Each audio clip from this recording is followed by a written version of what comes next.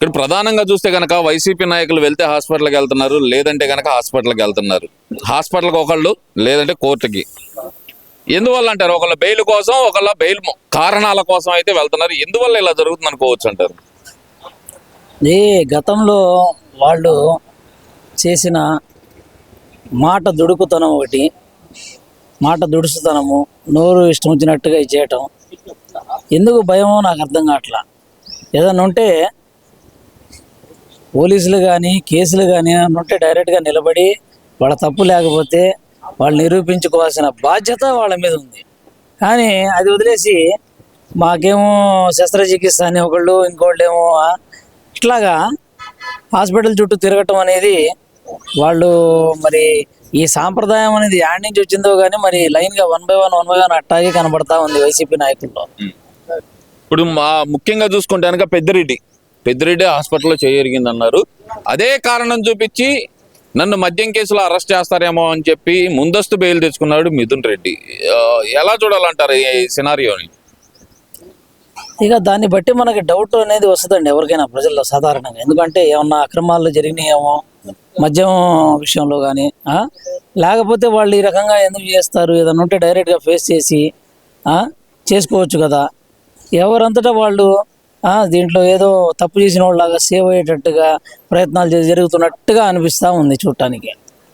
అంటే ఇందులో ప్రయత్నాలు జరుగుతున్నాయని మీరు అంటున్నారు. కాదు, ఇది అక్రమంగా పెట్టిన అక్రమంగా ఇరికించాలని చూస్తున్నారు.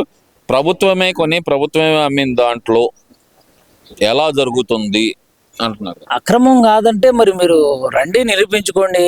కేసు అనేది గవర్నమెంట్ ప్రభుత్వం పెట్టినప్పుడు అక్రమంగా పెడుతుంది అంటున్నారు కాబట్టి మీరు వచ్చి నిరూపించుకోవాల్సిన బాధ్యత మీ మీద ఉంది కదా. దానికి మీరు ఎందుకు ఇవ్వాల్సిన పనే ఉంది? మీరు ఎందుకు దానికి భయపడాల్సిన పనే ఉంది మీలో తప్పు లేనప్పుడు? అంటే ఇక్కడ ప్రధానంగా చూస్తే కనుక గత కొన్ని రోజుల నుంచి ఈ మైనార్టీల విషయంలో మరి జగన్మోహన్ రెడ్డి చాలా మేలు చేశారు. మొన్న ఇఫ్తార్ విందులో కూడా ఒక మైనార్టీ నాయకుడు మాట్లాడుతూ చాలా గట్టిగా చెప్పారు. చంద్రబాబు ఇచ్చిన ప్రభుత్వం ఇచ్చిన ఇఫ్తార్ విందును మేము బహిష్కరిస్తున్నాము. మైనార్టీల ద్రోహి చంద్రబాబు నాయుడు, అలాగే మైనార్టీల సంక్షేమ సారథి జగన్మోహన్ రెడ్డి అంటున్నారు. బాజీ సాబ్, దీంట్లో మీ అభిప్రాయం ఏమంటారు? మరి ముస్లింల ఏదైతే సంక్షేమం ఉందో ఎక్కువగా ఇచ్చిన ఒక నాయకుడు ఉన్నాడంటే అది చంద్రబాబు నాయుడే. 2014లో మీరు కంపేర్ చేసుకుంటే సుమారు 22 పథకాలు ఇచ్చాడు ముస్లిమ్స్కి సుమారు. మరి అన్ని పథకాలు ఇచ్చిన నాయకుడు చంద్రబాబు నాయుడు ముస్లిమ్స్ గురించి. అలానే ఎన్నో రకాలైనటువంటి అంటే మొట్టమొదట అసలు ముస్లిమ్స్కి ఏదన్నా లోన్ పెట్టుకొని అవకాశం ఉంటే పైకి రావాలి అభివృద్ధిగా ఆర్థికంగా అని చెప్పేసి ఆలోచన చేసి ఆ కాలంలో మైనార్టీ కార్పొరేషన్ స్థాపన చేసిందే తెలుగుదేశం పార్టీ. దాంట్లో ఎన్టీ రామారావు గారు, స్వర్గీయ నందమూరి తారక రామారావు గారు ఆ యొక్క ఇది ఇవ్వటం జరిగింది. కాబట్టి ఇంకా మైనార్టీల గురించి సంక్షేమం గురించి ఆలోచిస్తుంది ఎవరు ఏమిటి అనేది అతను ఎలా చెప్పాడో మరి ఏందో. ఎందుకంటే చంద్రబాబు నాయుడు గారు ఎంత మేలు చేశారో ఒకనొకప్పుడు అది నేను చెప్పకూడదు. ఎందుకంటే ఇప్పుడు మనం కూటమి ప్రభుత్వంలో ఉన్నాం కాబట్టి అందరినీ మేము కలుపుకొని వెళ్ళాల్సిన బాధ్యత మన మీద ఉంది. కాబట్టి చంద్రబాబు నాయుడు ఏం చేశాడో వాళ్ళు ఎవరైతే ఏమీ చేయలేదు మనమే చేసామని చెప్పుకుంటున్నారో ఆ మైనార్టీ నాయకులు గుర్తు చేసుకోవాలి. ఆల్రెడీ మీరు ప్రభుత్వం ఇచ్చిన ఇఫ్తార్ విందుకు హాజరై వచ్చారు, అసలు మొత్తం బహిష్కరించేశారంటగా, ఎవరు రాలేదంటగా. ఎందుకు రాలేదండి? బాగా బ్రహ్మాండంగా వచ్చారు, బ్రహ్మాండం జరిగింది. అందరూ కూడా మేము కూడా దగ్గరికి వెళ్ళాము అందరితో. బాబు గారు కూడా బయటకు వచ్చి ప్రజల్లో భోజనాలు చేస్తుంటే అటు ఇటు తిరుగుతా అందరితో పాటు తిరుగుతూ అందరినీ కలిసి అందరినీ సెల్ఫీలు ఇచ్చి అందరినీ ఫోటోలు దిగి చక్కగా ప్రసంగించారు. మైనార్టీల గురించి ఏమేం చేశారో పాతయన్ని కూడా గుర్తు చేశారు. బోర్డు గురించి ఏదో స్టేట్మెంట్ ఇచ్చినట్టున్నారు చంద్రబాబు నాయుడు గారు. అక్కడ ఆయన ఇచ్చిన స్టేట్మెంట్ ఏమంటారు? అది దాని గురించి మరి ఈ రోజు వైసీపీ నాయకులు ఎవరు ఎందుకని మాట్లాడలేకపోతున్నారు అనుకోవచ్చు అంటారు? ఎందుకంటే భరోసా ఇచ్చారు కదా, నేను ముస్లింల పక్షపాతి అని చెప్పారు. ముస్లింలకు ఏమైనా కుల మతాలకు ఏమైనా అయితే మాత్రం ఒప్పుకోనని కళాఖండి చెప్పారు. మరి ఇంకేం మాట్లాడతారు? వాళ్ళకి కావాల్సింది అదే కదా. వీళ్ళకి కావాల్సింది ఏంది? ఏదో చెప్పకుండా వెళ్ళిపోతారులే అనే ఆలోచన చేశారు. నేనైతే బహిరంగంగా చెప్పేశారు. అలాంటప్పుడు ఇంకేంటి ఏం మాట్లాడతారంటే వాళ్ళు ఊరకనే ఏదో రాళ్ళేయటం తప్పితే అంతకంటే ఏమీ లేదు. ఇక్కడ ప్రధానంగా చూసుకుంటే కనుక మరి జగన్మోహన్ రెడ్డి జనవరి చివరి వారం నుంచి బయటకు వస్తానన్నాడు. తర్వాత ప్రోగ్రామ్స్ లో కూడా ఎక్కడ పార్టిసిపేట్ చేసినట్టయితే కనపట్టలేదు. మరి వస్తున్న వార్తల ప్రకారం అయితే కనుక ఇంకా కొంతకాలం పాటు స్తబ్దుగా ఉండే అవకాశం అయితే ఉంది. ఎందువల్ల అంటారు ఇదంతా? ఏమండి మళ్ళీ ఎలక్షన్ల టైం వచ్చేదాకా వీళ్ళెవరు రారండి వీళ్ళు.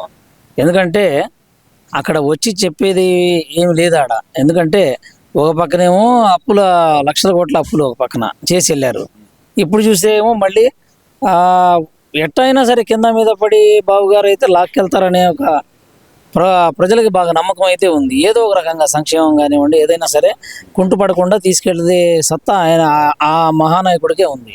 కాబట్టి ఏంటంటే ఆ ఎటుగుడి వీళ్ళు ఏమీ బయటకు వచ్చి నిరూపించలేరు, ఏమి చేయలేరు. కాబట్టి వాళ్ళు ప్రస్తుతానికి వాయిదా పద్ధతినే అమలు చేస్తారు. ఎందుకంటే ఈ ఎలక్షన్ ఫీవర్ వచ్చినప్పుడు మళ్ళీ ఎలక్షన్ ఒక 6 నెలల్లో ఏదో ఉందనగా అప్పుడు బయటకు వస్తారని చెప్పి నేను అనుకుంటున్నాను. అంటే నేను ప్రజల తరపున పోరాటం చేస్తాను అని చెప్పిందంతా వాస్తవమే అనుకోవాలంటారా జగన్మోహన్ రెడ్డి చేసిన ప్రసంగాలన్నీ? ప్రజల తరపున పోరాటం చేసేవాళ్ళు అసెంబ్లీని వెళ్ళి కూర్చొని మాట్లాడతారు ముందు. ఆ అసెంబ్లీనే కూర్చొని మాట్లాడకుండా ప్రజల తరపున పోరాటం చేస్తే అంటే ప్రజలు ఎవరు నమ్మరు, ప్రజలు ఎవరు నమ్మడానికి అవకాశం అయితే లేదు. అది నాకు తెలిసి. మరి అయితే కనుక మరి ఎందుకని పదే పదే మేము పేదల పక్షాన ఉన్నాం అని చెప్పి గొప్పగా చెప్పేది మరి జగన్మోహన్ రెడ్డి? చెప్పుంటారండి వాళ్ళు చెప్పుంటారు. దానికి ఏముంది ఇక నోటితో చెప్పుకోవటం ఎంతసేపు అయింది. పేదల పక్షం ఉన్నప్పుడు అయితే మీ ప్రభుత్వం ఉన్నప్పుడు మీరు అన్ని రకాలుగా మీరు కరెంటు ఛార్జీలు పెంచేవాళ్ళు కాదు.